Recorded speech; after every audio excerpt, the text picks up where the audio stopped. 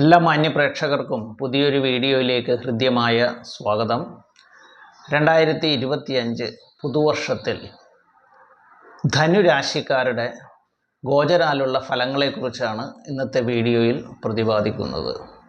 ധനുരാശിയിൽ വരുന്നത് മൂലം, പൂരാടം, ഉത്രാടം നക്ഷത്രത്തിൻ്റെ ആദ്യപാദം എന്നീ നക്ഷത്രങ്ങളാണ്. ഈ രാശിക്കാരെ സംബന്ധിച്ചിടത്തോളം 3-ൽ ശനി സഞ്ചരിക്കുന്ന കാലവും 6-ൽ വ്യാഴം സഞ്ചരിക്കുന്ന കാലവുമാണ്. 3-ൽ ശനി സഞ്ചരിക്കുന്നത്, ഉപജയസ്ഥാനമായ 3-ൽ ശനി സഞ്ചരിക്കുന്നത് ഇവർക്ക് ഗുണകരമാണ്. സാമ്പത്തിക നേട്ടങ്ങളും ഐശ്വര്യവും ജീവിതത്തിലൊരു മുന്നേറ്റവും ഒക്കെ ഉണ്ടാകുന്നതിന് സഹായകമായിരിക്കും 3-ലെ ശനിയുടെ സ്ഥിതി. കൂടാതെ സഹോദരങ്ങളിൽ നിന്ന്, സഹോദര സ്ഥാനീയരിൽ നിന്നൊക്കെ ഗുണാനുഭവങ്ങളൊക്കെ കിട്ടും.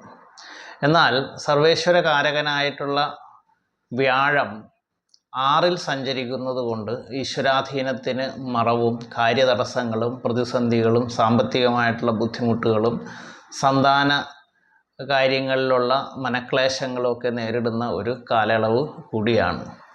എന്നാൽ 2025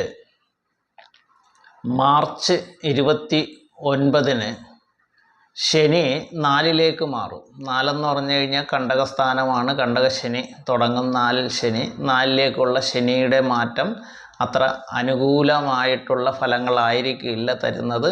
എന്നാൽ സർവേശ്വരകാരകനായിട്ടുള്ള വ്യാഴം 2025 മെയ് 14-ന് 7-ലേക്ക് മാറുന്നുണ്ട്. ഇത് ഇവരെ, ഈ രാശിക്കാരെ സംബന്ധിച്ച് വളരെയധികം ഗുണാനുഭവങ്ങൾ പ്രദാനം ചെയ്യുന്നതാണ്. 7-ൽ വ്യാഴം വരുമ്പോൾ കുടുംബപരമായിട്ടും ദാമ്പത്യപരമായിട്ടും ആരോഗ്യപരമായിട്ടൊക്കെ ഈ രാശിക്കാർ നേരിട്ടുകൊണ്ടിരുന്ന പ്രതിസന്ധികളിൽ നിന്നെല്ലാം മോചനം കിട്ടുന്നതാണ്. വിവാഹം അന്വേഷിക്കുന്ന ചെറുപ്പക്കാർക്ക് വിവാഹം നടന്നു കിട്ടുന്നതാണ്. സമ്പത്തും ഐശ്വര്യവും സൽകീർത്തിയും വന്നു ചേരുന്നതാണ്.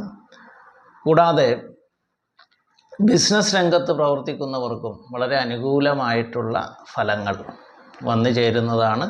ചെറിയ ചെറിയ തടസ്സങ്ങൾ 4-ലെ ശനി, കണ്ടക സ്ഥാനത്ത് ശനി ഉള്ളത് കൊണ്ട് ഉണ്ടാകുന്നുണ്ടെങ്കിലും കാര്യവിജയവും സൽകീർത്തിയും എല്ലാം വന്നു ചേരുന്നതാണ്. കലാകാരന്മാർക്കും രാഷ്ട്രീയ പ്രവർത്തകർക്കും എല്ലാം പൊതുവെ അനുകൂലമായിട്ടുള്ള ഫലങ്ങളായിരിക്കും വന്നു ചേരുന്നത്.